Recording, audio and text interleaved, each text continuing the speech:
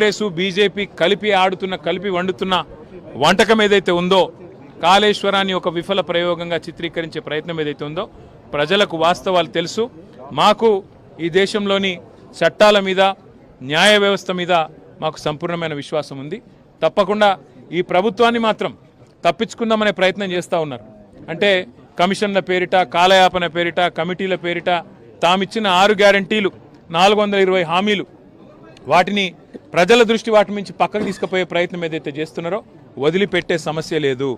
ఎప్పుడు ఇస్తావు నెలకు 2500 అని రాష్ట్రంలోని 1,68,00,000 మంది ఆడబిడ్డలు అడుగుతున్నారు, అడుగుతూనే ఉంటాం. అట్లాగే ఎప్పుడు ఇస్తావు తులం బంగారం అని ఇవాళ పెళ్లిళ్లలో ఉండే ఆడబిడ్డల తల్లిదండ్రులు అడుగుతున్నారు, వదిలిపెట్టాం.